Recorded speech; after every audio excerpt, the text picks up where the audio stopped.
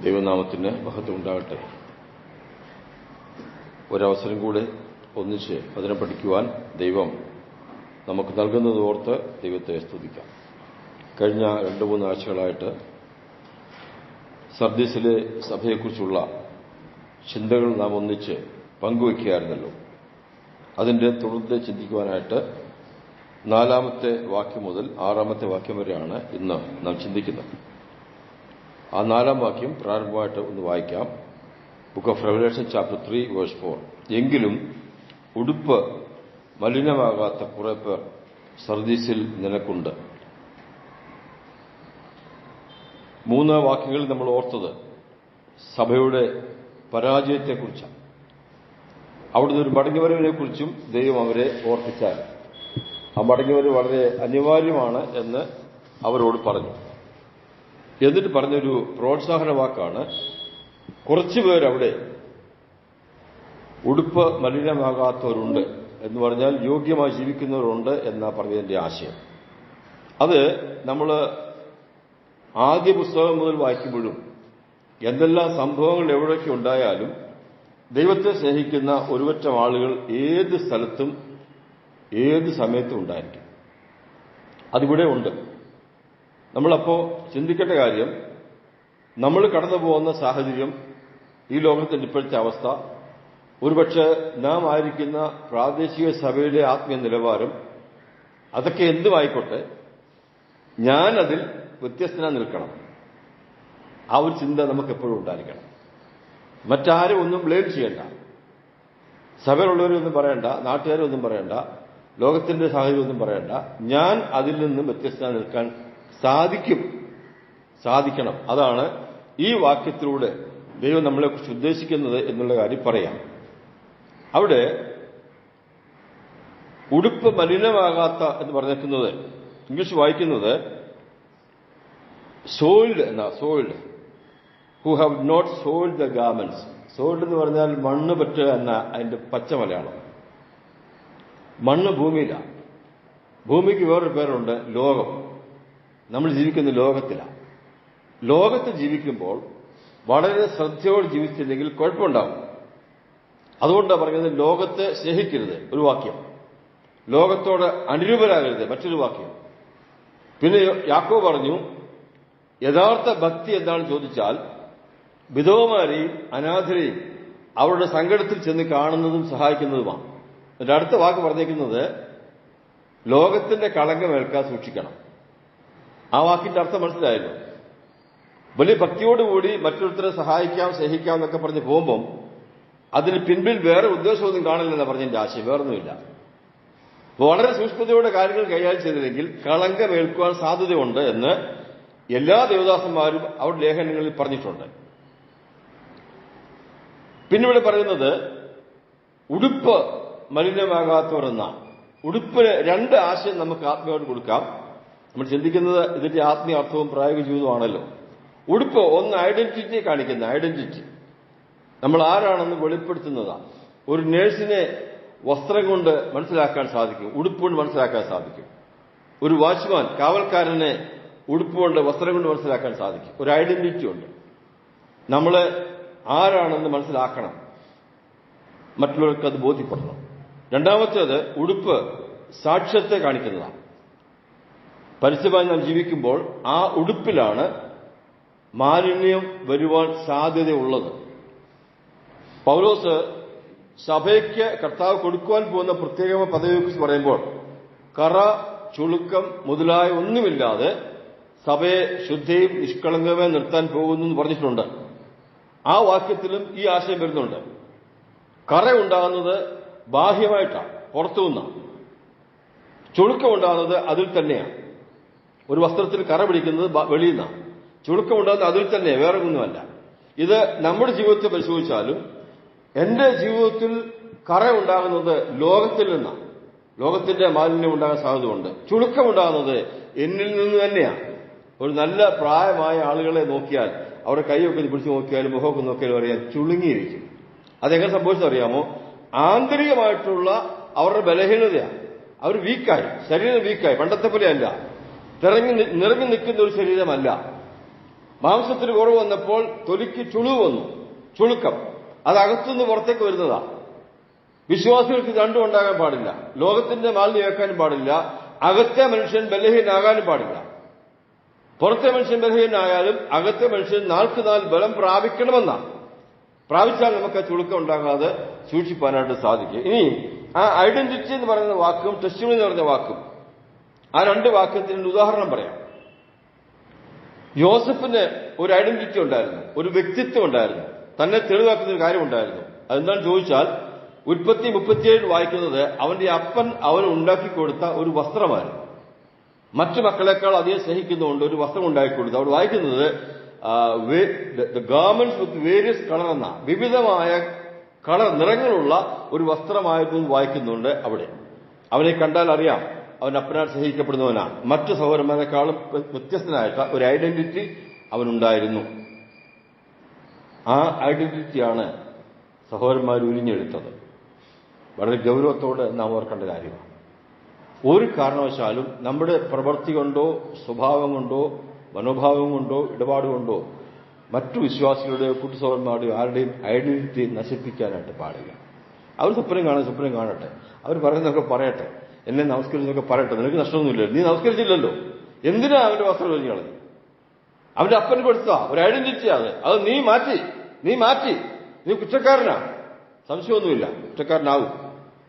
രണ്ടാമത്തെ കാര്യം, അവനൊരു സാക്ഷ്യമുണ്ടായിരുന്നു. അവൻ സഹോദരന്മാർ അവനെ നിന്ദിച്ചിട്ടും പരിഹസിച്ചിട്ടും അവനെ അധികം വിദ്വേഷിച്ചിട്ടും, അതാ വായിക്കുന്ന ആദ്യ ഭാഗങ്ങളിൽ 37 ആദ്യ വാക്യങ്ങളിൽ. എന്നിട്ടും അപ്പൻ പറഞ്ഞപ്പോൾ അവരെ അന്വേഷിച്ച് പോയവനാ, കഷ്ടപ്പെട്ട് നടന്നു പോയവനാ, ഒരിടത്ത് പോയി കാണാഞ്ഞിട്ട് മടങ്ങിപ്പോയില്ല.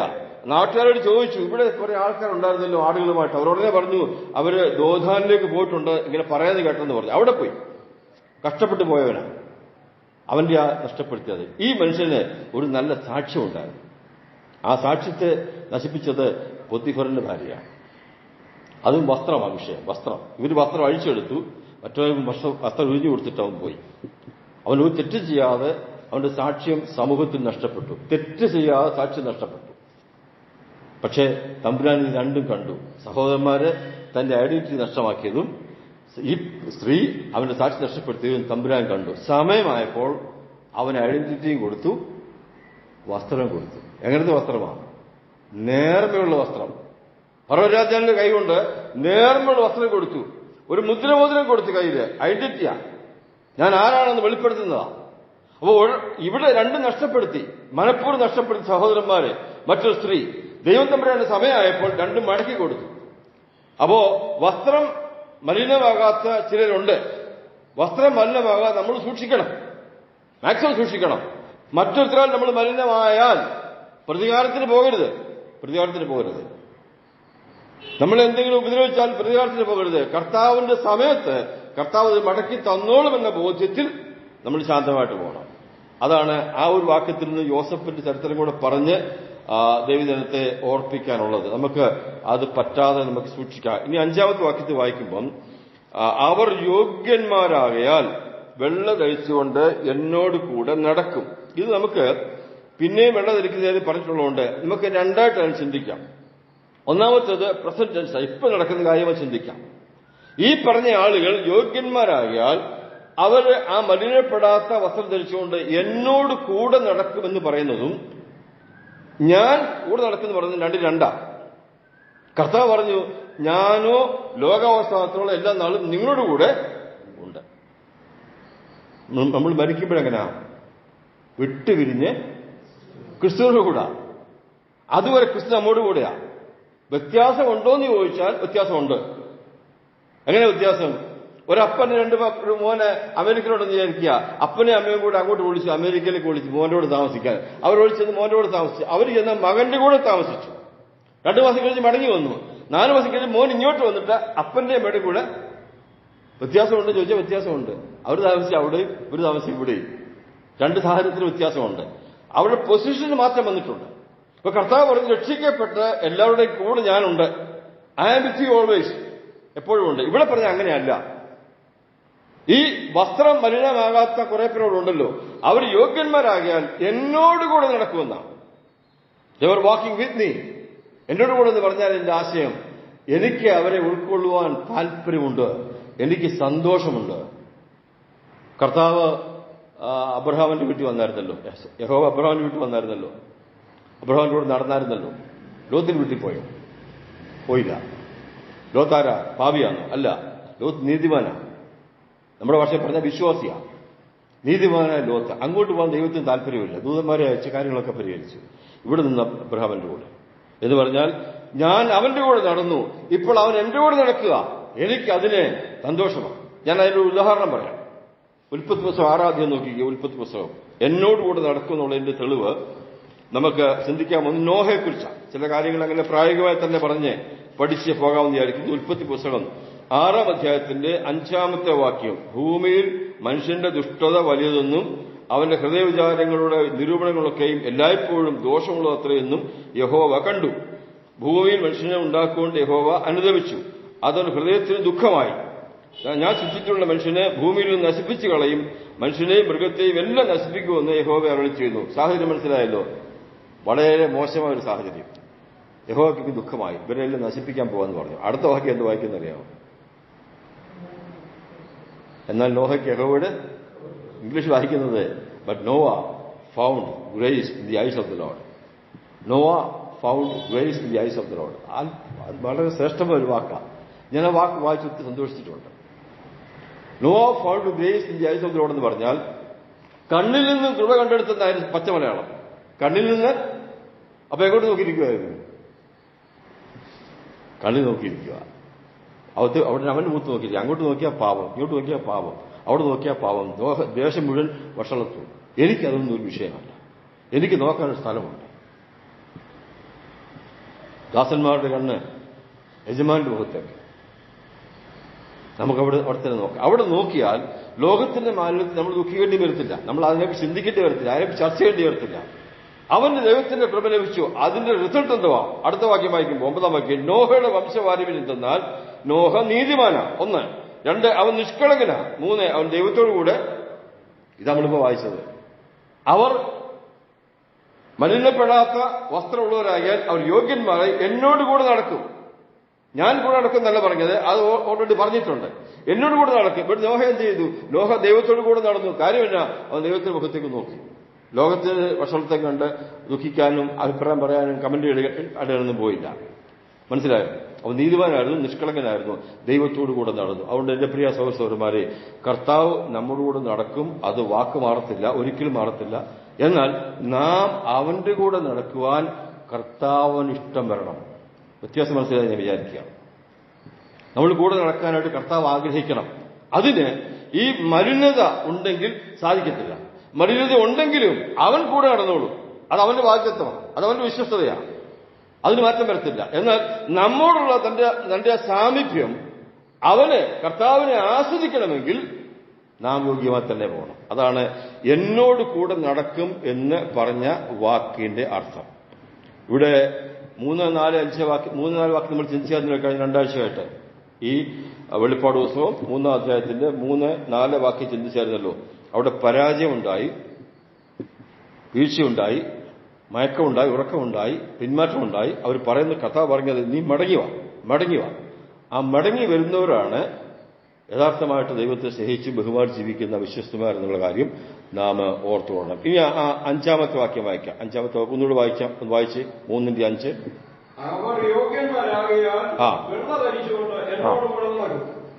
വെള്ള ധരിച്ചുകൊണ്ട്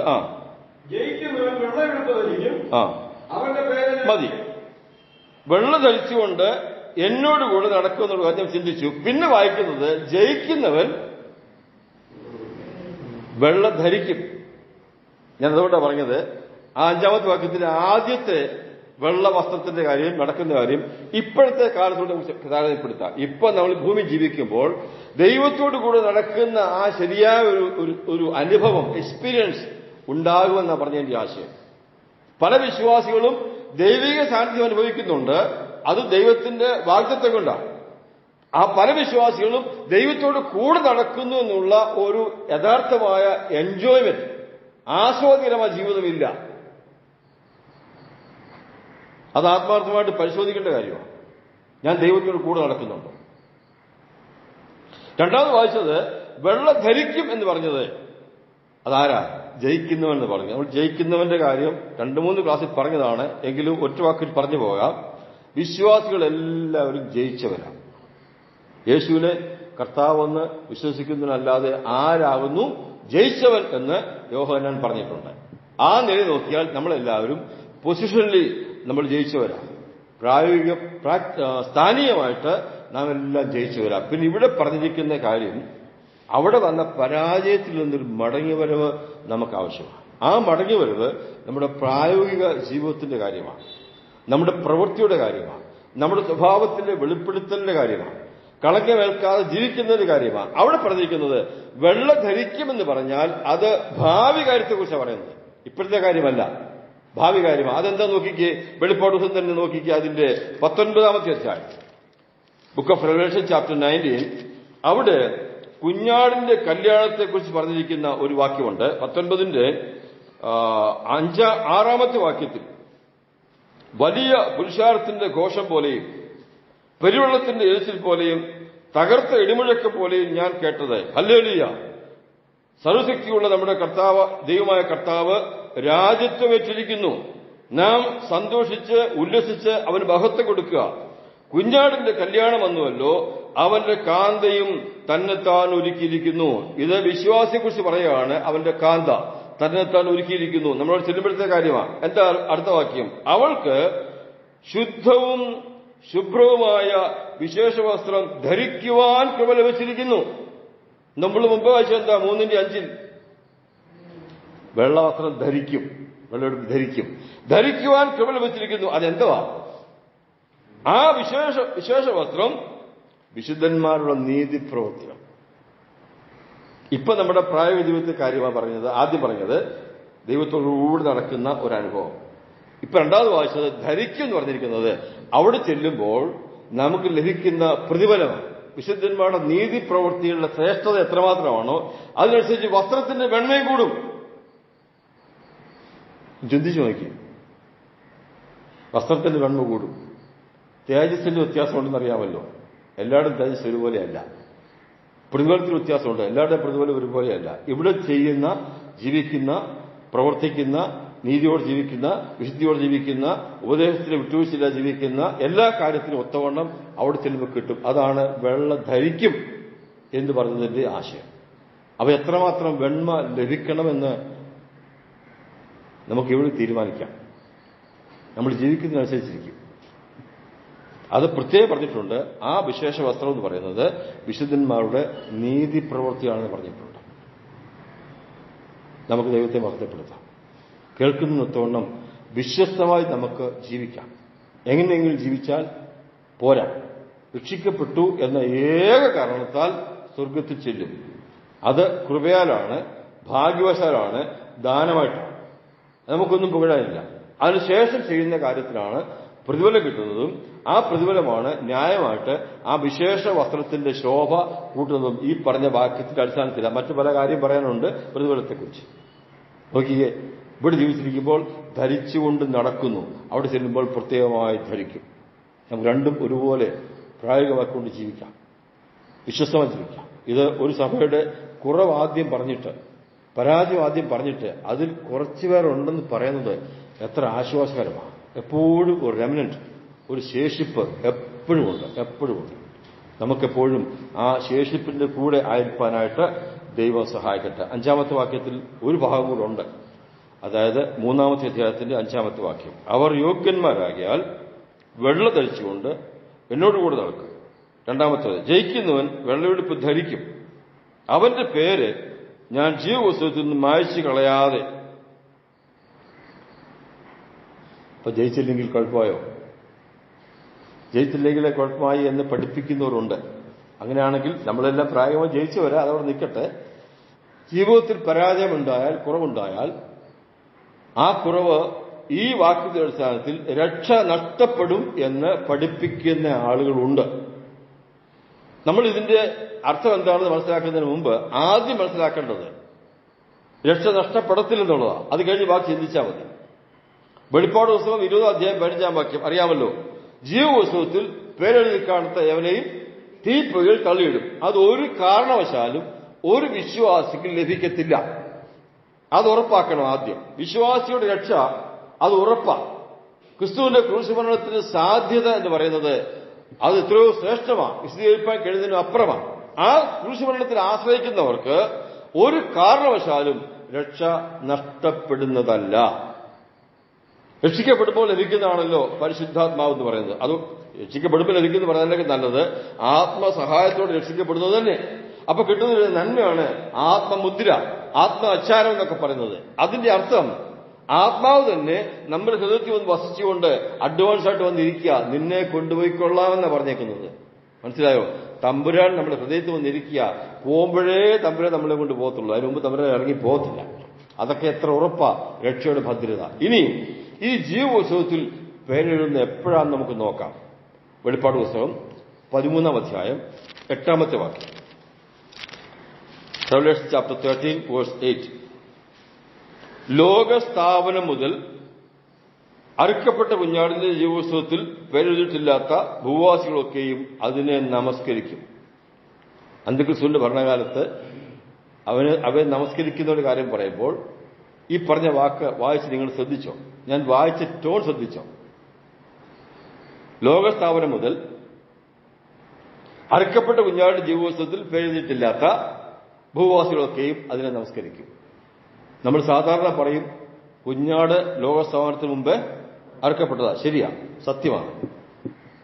ലോകം സ്ഥാപിക്കുന്നതിന് മുമ്പ്, മനുഷ്യൻ പാപം ചെയ്യുന്നതിന് മുമ്പ് കുഞ്ഞാടിനെ ദൈവം ഒരുക്കിയിരുന്നു. യേശുക്രിസ്തു കുഞ്ഞാടിനെ ദൈവം ഒരുക്കിയിരുന്നു. ഒരു ശരീരം നീ എനിക്ക് ഒരുക്കിയിരുന്നു. നമ്മുടെ രക്ഷയ്ക്ക് വേണ്ടി ദൈവം നേരത്തെ പ്ലാൻ ചെയ്യുന്നുള്ളത് സംശയമില്ലാത്ത കാര്യമാണ്. മാത്രമല്ല പൗലോസ് പറഞ്ഞു, ലോക സ്ഥാപനത്തിന് മുമ്പേ നമ്മെ അവനിൽ തിരഞ്ഞെടുത്തു, നമ്മെ സ്നേഹിച്ചു, നമ്മെ കണ്ടിരുന്നു, നമ്മെ മുൻനിയമിച്ചിരുന്നു എന്നൊക്കെ പറയുന്നുണ്ട്. അപ്പൊ അതിന്റെ അർത്ഥം എന്തുവാ? ആദം ഉണ്ടാകുന്നതിന് മുമ്പ് നമ്മെ കണ്ടിരുന്നു എന്ന അതിന്റെ ആശയം, നമ്മുടെ രക്ഷ ഒരുക്കിയിരിക്കുന്നു എന്നാ ഈ സത്യം ഇവിടെ പറഞ്ഞിരിക്കുന്ന കാര്യം. പക്ഷേ ഇംഗ്ലീഷിലെ വായിച്ച് ഏൽപ്പിക്കാം. ഈ വായിച്ച 13-ാം അധ്യായത്തിന്റെ 8-ാമത്തെ വാക്യം നിങ്ങളത് ശ്രദ്ധിച്ചോ? Every one whose name has not been written from the foundation of the world in the book of life. എന്തോ അതിന്റെ അർത്ഥം? ഈ ജീവന്റെ പുസ്തകത്തിൽ പേരെഴുതിയത് ലോകസ്ഥാപനത്തിന് മുമ്പാണ്. കുഞ്ഞാട് അറക്കപ്പെട്ടു എന്നുള്ള സത്യമാ. മലയാളത്തിൽ അങ്ങനെയാ, ഇംഗ്ലീഷ് അങ്ങനെയല്ല. പേരെഴുതിയത് ലോകസ്ഥാപനത്തിന് മുമ്പാണ്. ഒന്ന് ചിന്തിച്ചു നോക്കി. ഞാൻ രക്ഷിക്കപ്പെടും എന്ന് തമ്പുരാൻ അറിയാവുന്നതുകൊണ്ട് ഇവിടെ നിങ്ങളെല്ലാവരും എനിക്കറിയാം. അത് രണ്ടുപേരേ ഉള്ളൂ രക്ഷിക്കപ്പെട്ടെന്ന് എനിക്ക് ഉറപ്പില്ലാത്തത്. ബാക്കി എല്ലാവരും രക്ഷിക്കപ്പെട്ടവരാണ്. അങ്ങനെ നമ്മുടെ പേരെന്താ? ഈ വാക്യത്തിനനുസരിച്ച് എന്നാ പുസ്തകത്തിൽ എഴുതിയത്? Before the founders of the world. ലോകസ്ഥാപനത്തിന് മുമ്പ് ജീവപുസ്തകത്തിൽ നമ്മുടെ പേര് എഴുതിയെന്നാണ് ഇംഗ്ലീഷ് പത്രത്തിൽ വായിച്ചത്. തമ്പുരാനെ തെറ്റുപറ്റത്തില്ല, സർവജ്ഞാനിയാണ്. അബദ്ധം പറ്റി പോയല്ലോ, അവന്റെ പേര് മാറ്റേണ്ടി വന്നല്ലോ എന്നൊരിക്കലും ചിന്തിക്കത്തില്ല. അതുകൊണ്ട് പേര് മായ്ക്കാതെ എന്ന് പറഞ്ഞിരിക്കുന്നത് ഈ പുസ്തകത്തിന്റെ കാര്യമല്ല, വിശ്വാസികളുടെ പേരെഴുതിയിരിക്കുന്ന ജീവപുസ്തകത്തിന്റെ കാര്യമല്ല. ഒന്നുകൂടെ വായിക്കാം. 3-ാം അധ്യായം 5-ാം വാക്യം, വെളിപ്പാട് 3:5. പിന്നെ ഏതാണെന്ന് നമുക്ക് ചിന്തിക്കാം. വെളിപ്പാട് 3:5. അവർ യോഗ്യന്മാരായാൽ വെള്ളം ധരിച്ചുകൊണ്ട് എന്നോടുകൂടി നടക്കും. 1. 2. ജയിക്കുന്നവൻ വെള്ളയെടുപ്പ് ധരിക്കും. 3. അവന്റെ പേര് ഞാൻ ജീവന്റെ പുസ്തകത്തിൽ നിന്ന് മായ്ച്ചു കളയില്ല. മായ്ച്ചു കളയില്ല എന്ന് പറഞ്ഞാൽ ഈ പുസ്തകം പിന്നെ ഏതാ? ഈ പുസ്തകം ഏതെന്ന് ചോദിച്ചാൽ സങ്കീർത്തനം 69:28 വായിക്കാം. സാംസ് 69:28. സങ്കീർത്തനം 69:28. അതൊരല്പം വിശദമായിട്ട് പറയേണ്ട കാര്യമാണ്. നമുക്ക് മറ്റു ഭാഗങ്ങൾ വായിച്ച് ചിന്തിക്കേണ്ടിയിരിക്കുന്നു. 69:28.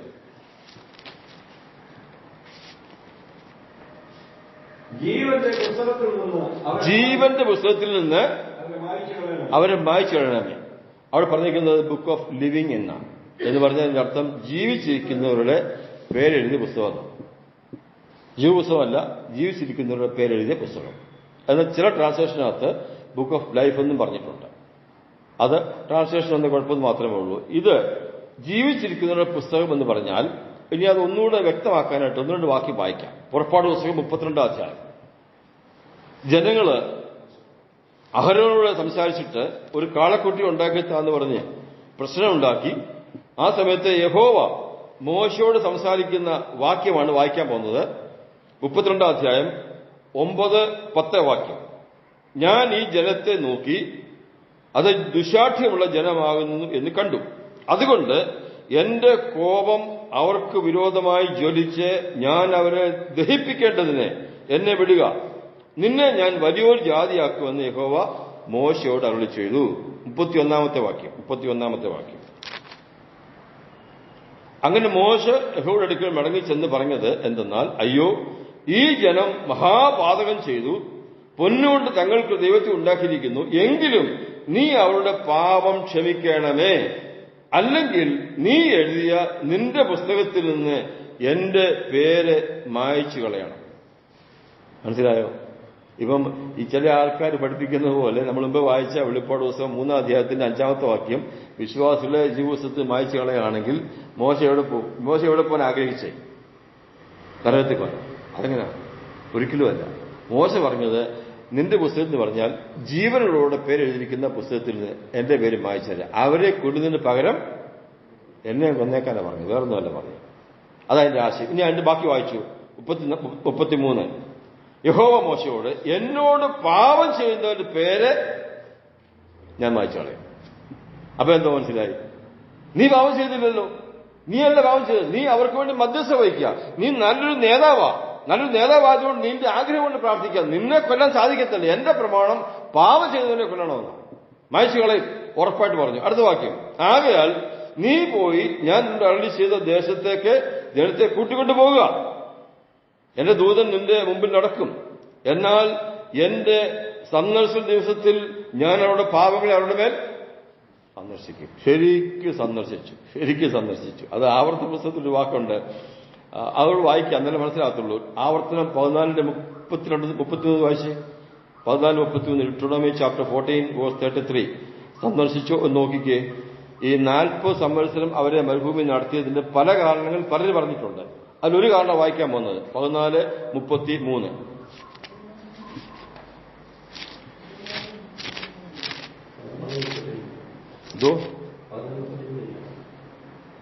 ഞാനൊരു നോക്കോട്ടെ. സംഖ്യാപുസ്തകം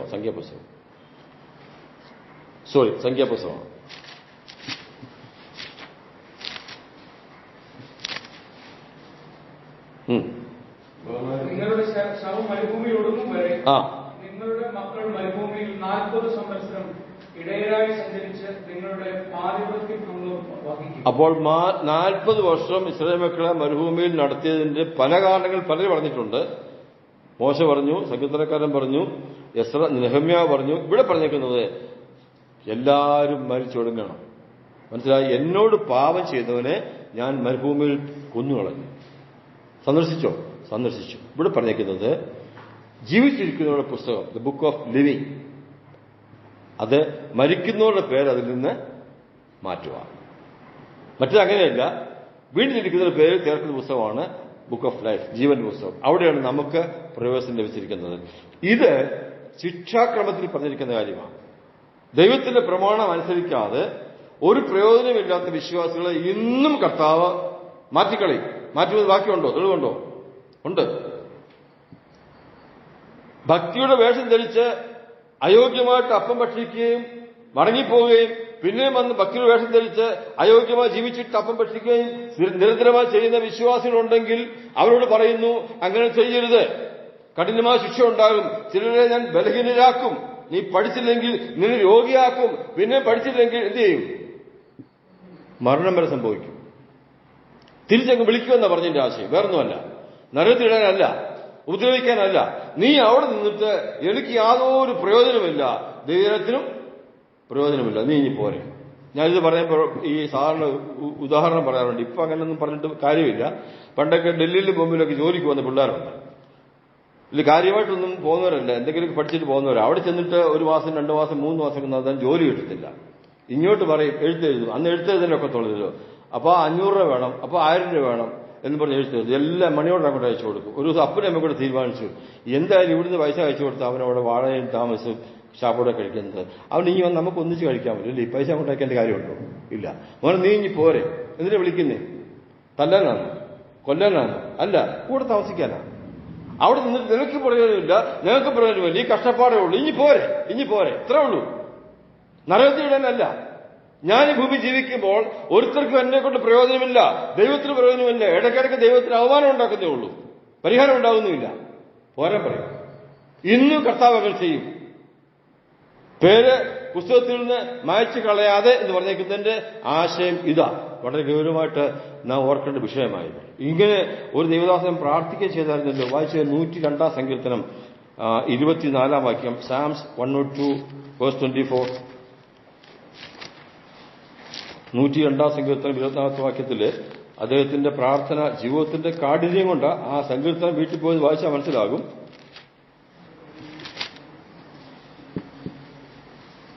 എന്റെ ദൈവമേ, ആയുസ്സിന്റെ മധ്യത്തിൽ എന്നെ എടുത്തു കളയരുത് എന്ന് ഞാൻ പറഞ്ഞു. ആയുസ്സിന്റെ മധ്യത്തിൽ എന്നെ എടുത്തു കളയരുത് എന്ന് ഞാൻ പറഞ്ഞു.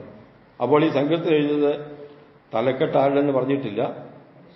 101 സങ്കീർത്തനവും 103 സങ്കീർത്തനവും ദാവീദ് എഴുതിയിരിക്കുന്നത്. അതുകൊണ്ട് ദാവീദ് ആയിരിക്കുമെന്ന് വിചാരിക്കുന്നു. എന്തായാലും അദ്ദേഹം അരിഷ്ടനാണ്, കഷ്ടത അനുഭവിക്കുന്ന ആളാണ്. അത് വായിച്ചു നോക്കിയാൽ അറിയാം. എല്ലാ നിലയിലും മാനസിക ശാരീരിക പിരിമുറുക്കം അനുഭവിക്കുന്ന ആളാണ്. അതൊരു പക്ഷേ ദാവീദാണെങ്കിൽ പണ്ട് ചെയ്ത പാപം ദൈവം ക്ഷമിച്ചു, ദൈവം ശുദ്ധീകരിച്ചു, ദൈവം ഉപയോഗിച്ചു, സംശയമൊന്നുമില്ല. അതിന്റെ കോൺസിക്വൻസസ് ആയിരിക്കാം, പണ്ട് ഫലമായിരിക്കാം. ഓരോ ദിവസവും ഇരുന്ന് ഞെരുങ്ങുക, മരിച്ചു പോകുമ്പോൾ എന്ന് ഭയപ്പെട്ട് കാണും. എന്നിട്ട് പറയുന്നു ആയുസ്സിന് മധ്യ എന്നെ. അതിന്റെ അർത്ഥം എന്തുവാ? ആയുസ്സിന് മധ്യ എടുക്കാമെന്നല്ലോ. എടുക്കരുതെന്ന് പ്രാർത്ഥിക്കുക.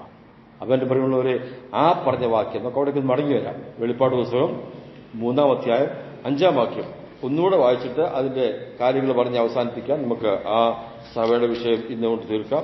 കർത്താവ് വെച്ചിട്ട് അടുത്ത ആഴ്ച മറ്റേ സഭയെക്കുറിച്ച് ചിന്തിക്കാൻ വിചാരിക്കുക. അവർ യോഗ്യന്മാരാകിയാൽ വെള്ളം ധരിച്ചുകൊണ്ട് എന്നോട് കൂടെ നടക്കും. അത് ഇപ്പോഴത്തെ കാര്യമെന്ന് നാം ചിന്തിച്ചു. ജയിക്കുന്നവൻ വെള്ളയെടുപ്പ് ധരിക്കും. അത് അവിടെ ചെല്ലിയ ശേഷമാണെന്ന് ചിന്തിച്ചു. പിന്നെ പറഞ്ഞിരിക്കുന്നത് ഞാൻ അവന്റെ പേര് ജീവന്റെ പുസ്തകത്തിൽ നിന്ന് മായ്ച്ചു കളയത്തില്ല എന്ന് പറഞ്ഞാൽ അതിന്റെ അർത്ഥം എന്തുവാ? ഇപ്പൊ നമ്മൾ ചിന്തിച്ച അടിസ്ഥാനത്തിൽ അത് ദീർഘായുസ് കൊടുക്കുമെന്ന ശരിയായിട്ട് പറഞ്ഞാൽ വേറെ വ്യാഖ്യാനമൊന്നും വേണ്ട. ആ വ്യാഖ്യാനം ശരിയായ വ്യാഖ്യാനമാണ്. ഉപദേശപ്പശയില്ലാത്ത കാര്യമാണ്. ദീർഘായുസോട് ജീവിച്ചിരുന്ന് ദൈവത്തെ മഹത്വപ്പെടുത്താൻ സാധിക്കും. കാരണം എന്നാ, അവൻ പ്രയോജനമുള്ളവനാണ്, ഉടുപ്പ് മലിനമാകാതെ ജീവിച്ചവനാണ്, എന്നോടുകൂടി നടക്കുന്നവനാണ്. ഞാൻ കൂടെ നടക്കുക മാത്രമല്ല, എന്നോട് കൂടെ നടക്കുന്നവനാണ്. എനിക്കും അവനെ കൂടെ കൊണ്ടു നടക്കാൻ സന്തോഷമാണ്. അങ്ങനെയെങ്കിൽ ഒരേ നാളോളം ജീവിച്ചോട്ടെ. അതാ പറഞ്ഞതിന്റെ ആശയം. അങ്ങനെ പ്രിയമുള്ളവരെ, നമ്മൾ എങ്ങനെ ജീവിക്കണം? എത്ര കഷ്ടപ്പെട്ടാലും, എത്ര ഒറ്റപ്പെട്ടാലും, ആരെങ്കിലും എന്തെല്ലാം പറഞ്ഞാലും കർത്താവിന് വേണ്ടി വിശ്വസ്തമായി ജീവിപ്പാൻ നാം തീരുമാനിച്ചാൽ കർത്താവ് നമ്മളെ ജീവിച്ചിരുന്ന് കർത്താവിനെ അധികം മഹത്വപ്പെടുത്തുവാനായിട്ട് സമയം തരും എന്നല്ലേ അതിന്റെ ആശയം. നിശ്ചയമായിട്ട്. പിന്നെ വായിക്കുന്നത് അവിടെ ചെല്ലുമ്പം എന്റെ പിതാവിന്റെ സന്നിധിയിലും ദൂതന്മാരുടെ മുമ്പിൽ ഞാനവനെ ഏറ്റുപറയും എന്ന് പറഞ്ഞാൽ അവൻ നമ്മെ പ്രശംസിക്കും. അവിടെ ചെല്ലുമ്പോൾ നമ്മളെക്കുറിച്ച് കർത്താവിന് പുകഴ്ചയാണ്. രക്ഷിക്കപ്പെട്ടവൻ എന്ന് പറയുന്നത് തന്നെ പുകഴ്ചയാണ്. അവിടെ ചെല്ലുമ്പം എന്റെ രക്തത്തിന്റെ വിലയാണല്ലോ വന്നിരിക്കുന്നത്, അത് തന്നെ പുകഴ്ചയാ, ഒരു കുറവുമില്ല. അക്കൂട്ടത്തിൽ നാം ഈ പറഞ്ഞവർ ജീവിക്കുകയാണെങ്കിൽ നമ്മളെ പിതാവിന്റെ ദൂതന്മാരുടെ മുമ്പിൽ പ്രശംസിക്കുമെന്ന്, ഏറ്റുപറയുമെന്ന്. പിന്നെ അറിയാമോ എങ്ങനെ ജീവിച്ചെന്ന് അറിയാമോ? ചോദിക്കുമെന്ന്, പറയാമെന്ന്. അതൊരു പുകഴ്ചയല്ലേ? നമുക്ക് ജീവിക്കാം. അവസാനം ഒരു വാക്ക് പറഞ്ഞേക്കുന്നുണ്ട്, അറിയാമോ? ഇത്രയും കാര്യം പറഞ്ഞിട്ട് പറയുന്നു, ആത്മാവ് സഹകളോട് പറയുന്നത് സഭ കേൾക്കട്ടെന്നല്ല, പിന്നെ ചെവിയുള്ളവൻ വ്യക്തിപരമാണ്. സഭയെ മൊത്തം കുറ്റം ആദ്യം പറഞ്ഞെങ്കിലും പറഞ്ഞു നിങ്ങളിൽ ചിലരുണ്ട്, അല്ലാത്തവരുണ്ട് എന്ന്. അതുകൊണ്ട് പറയുന്നു, വ്യക്തിപരമായി പറയുന്നു, നീ ചെവിയുള്ളവനാണെങ്കിൽ നീ കേൾക്കണം. ഈ ചെവിയല്ല ഉദ്ദേശിക്കുന്നത്, നമുക്കറിയാം. നിന്റെ അകത്തെ മനുഷ്യന്റെ ചെവി കൊണ്ട് ശരിക്കും കേട്ട് ഹൃദയത്തിൽ അത് സ്വരൂപിച്ച് പ്രായോഗികമാക്കി ജീവിച്ച് ദൈവത്തിന്റെ പ്രസാദമായി മുമ്പോട്ട് പോകണം എന്നാണ് ആത്മാവ് പറഞ്ഞ് നിർത്തുന്നത്. പുത്രനാണ് പറഞ്ഞ് ആരംഭിക്കുന്നത്, ആത്മാവാണ് പറഞ്ഞ് നിർത്തുന്നത്. നമുക്ക് ആത്മാവിന്റെ വചനത്തിന് കീഴ്പ്പെടാം, അനുസരിക്കാം, യോഗ്യമായി ജീവിക്കാം, പ്രയോജനമായി ജീവിക്കാം, ലോകത്തിന്റെ കളങ്കം പറ്റാതെ ജീവിക്കാം. എന്തെങ്കിലും കളങ്കം പറ്റിയാൽ അപ്പം തന്നെ അത് ഏറ്റുപറഞ്ഞ് ഉപേക്ഷിച്ച് ശുദ്ധീകരണം പ്രാപിച്ച് മുൻപോട്ട് പോകുവാനും കർത്താവിനെ അധികം പ്രയോജനപ്പെടുവാനും ഈ ചിന്ത പഠനം മുഖാന്തരമായി തീരട്ടെ. കർത്താവിന്റെ വലിയ നാമം ഇന്നും എന്നേക്കും വാഴ്ത്തപ്പെടുവാനാണ്.